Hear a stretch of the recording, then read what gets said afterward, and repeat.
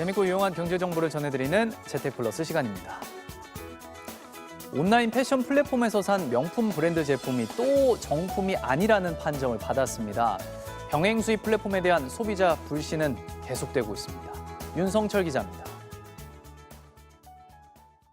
명품 브랜드를 위조한 이른바 짝퉁 제품 판매도 활개를 치고 있다. 반란에서는 가품 걱정 NO!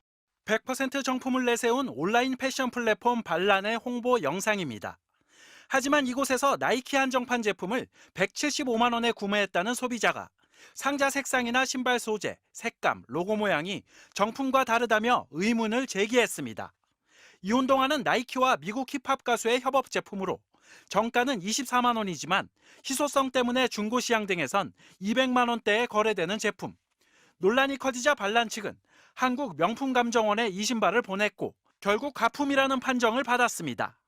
반란 측은 야권에 따라 소비자에게 보상을 해줬다고 밝혔습니다. 하지만 이 소식을 접한 소비자들은 정품만 판다고 당당히 밝히더니 충격이다.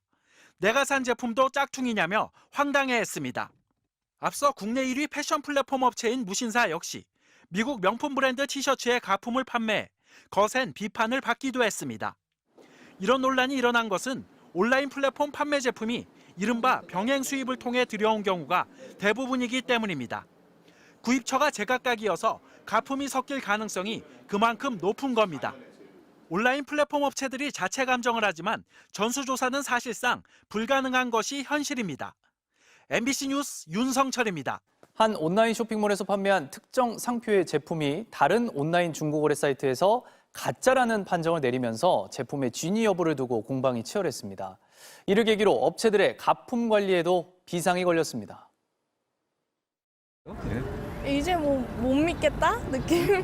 큰 회사인데도 믿고 샀었는데 병행 수입을 아직 아예 사지 말아야 되나라는 생각이 들기도 해요. 온라인 쇼핑몰 무신사가 자사에서 판매한 한 미국 상표의 티셔츠가 해당 본사로부터 정품으로 판정할 수 없다는 답변을 받았다고 밝혔습니다. 무신사는 즉각 잘못을 인정하고 해당 제품을 구매한 소비자에게 구매액의 2배를 보상해주기로 했습니다. 논란은 무신사에서 티셔츠를 구입한 소비자가 중고거래 사이트 크림에서 해당 제품을 중고로 팔려다가 크림 측으로부터 가짜 판정을 받고 제재를 받으면서 시작됐습니다. 이후 두 업체가 제품의 진위 여부를 두고 공방을 벌여온 겁니다. 석 달에 걸친 공방은 일단락됐지만 이를 계기로 해외 유명 브랜드 수입업체들 간의 희비가 엇갈리고 있습니다.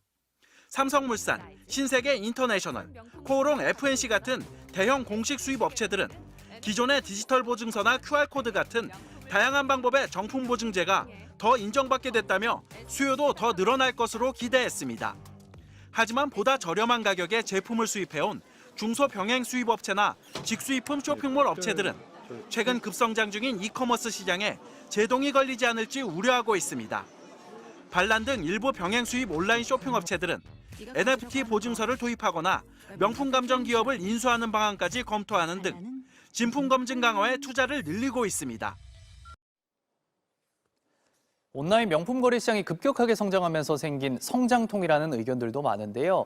이번 기회에 가품 걱정 없이 쇼핑할 수 있는 환경이 만들어졌으면 좋겠습니다. 해외에서 만든 짝퉁 명품을 정품인 것처럼 판매해온 일당이 적발됐습니다.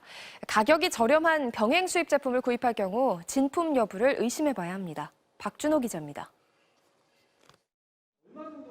부산 본부세관이 압수한 티셔츠와 후드티입니다. 백화점에서 한 벌당 최고 180만 원의 가격에 팔리지만 사실은 상표를 위조한 짝퉁입니다. 소비자들은 이 제품을 정품으로 알고 구매했지만 이 태그 안에는 RFID 칩이 들어있지 않아 정품처럼 유통 이력 추적이 불가능합니다. 40대 남성 A씨 등 2명은 지난해 3월부터 10월까지 이탈리아 현지에서 이 같은 짝퉁 제품을 정품인 것처럼 속여 국내로 들여왔습니다. 100% 정품을 판매한다는 광고를 하며 옷과 벨트, 지갑 등 560여 점을 백화점 판매 가격의 반값에 팔아 3억 원의 부당이득을 챙겼습니다. 아무래도 정상적인 제품은 아닌 위조품의 경우에는 원가 자체도 낮고 하지만 이것을 명품으로 팔 경우에는 보다 높은 이익을 취할 수 있기 때문에 이들은 해외에서 정식으로 유통되는 제품을 국내 소비자가 좀 더 저렴한 가격으로 사용할 수 있도록 하는 병행 수입 제도를 악용했습니다. 수입이 되는 경우에는 일반인도 수입이 가능합니다. 단 반드시 정식 제품에 한해서 수입이 가능한 게 병행 수입 제도입니다. 세관은 병행 수입 제품일 경우 가격이 너무 저렴하다면 위조 가능성을 의심해봐야 한다며 주의를 당부했습니다. MBC 뉴스 박준호입니다.